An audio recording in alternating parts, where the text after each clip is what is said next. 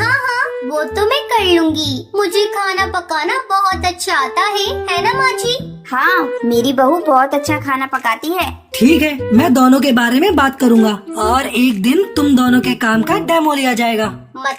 मतलब मालकिन तुम्हारा काम देखेंगी, अगर पसंद आया तो तुम्हारी नौकरी पक्की।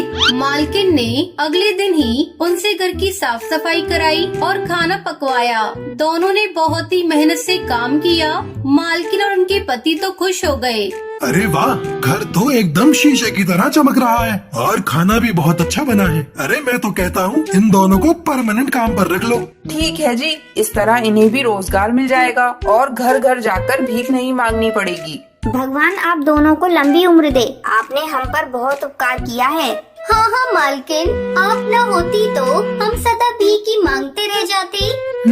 अब कभी भीख मत मांगना, हमेशा मेहनत की कमाई खाना। ईश्वर ने जो स्वस्थ शरीर दिया है उससे बड़ा धन कुछ भी नहीं है। दोनों सास बहू अब भीख मांगना छोड़कर काम करने लगी और धीरे धीरे उनकी आर्थिक स्थिति सुधरने लगी।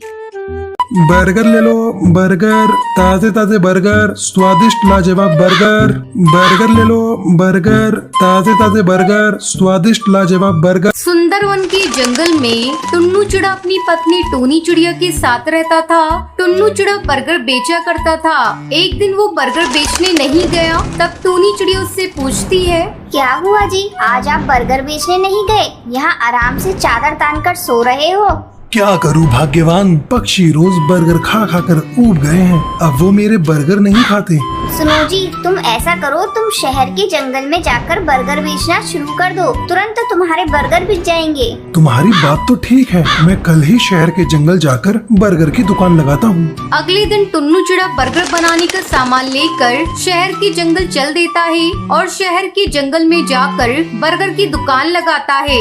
बर्गर ले लो, बर्गर, ताजे ताजे बर्गर, स्वादिष्ट लाजवाब बर्गर। तभी उसकी दुकान पर टुनटुनी चिड़िया आती है। अरे ओ बर्गर वाले भैया, मुझे गर्मा गर्म बर्गर देना। तुम्हारे बर्गर की खुशबू मुझे यहाँ तक खींच लाई है, लेकिन इससे पहले कभी तुम्हें यहाँ नहीं देखा।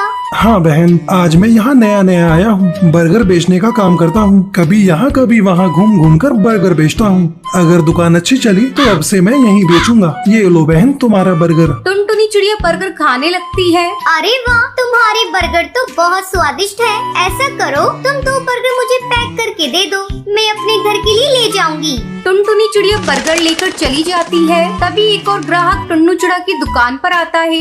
बर्गर वाले भाई, मुझे प्याज और बहुत सारा चीज डालकर बर्गर देना। हाँ हाँ भैया, अभी देता हूँ। इस तरह कुछ ही घंटों में टुन्नू चिड़ा के सारे बर्गर बिक जाते हैं। टुन्नू चिड़ा खुशी खुशी अपने घर जाता है। ये लो भाग्यवान पैसे, आज अच्छी कमाई हुई है। पैसे देखकर टोनी चिड़िया भी खुश हो जाती है। दूसरी तरफ टुनटुनी चिड़िया बर्गर ले जाकर अपनी सास सुंदरी कौवी को देती है। ये लीजिए माँ जी बर्गर, जरा खाकर तो देखिए कितने स्वादिष्ट हैं। अरे बहू, तुझे बाजार में पैसे फेंकने की क्या जरूरत थी? चाहती तो तू घर पर भी बर्गर बना सकती थी। लेकिन माँ जी, बर्गर की खुशबू इतनी अच्छी आ रही थी कि मैं तो खाए बिना रह नहीं सकी। मुझे इतने स्वादिष्ट लगे कि मैंने आपके लिए भी ले लिया। अच्छा बहू, मैं बर्गर खा लेती हूँ, तू जाकर जल्दी से घर का काम निपटा, बेटा आता ही होगा। बस माँ जी, मैं 10 मिनट में भोजन बनाकर तैयार कर देती हूँ। टुनटुनी चिड़िया भोजन बनाने चली जाती है। इस तरह कुछ दिन गुजर जाते हैं। बारिश का मौसम शुरू हो जाता है।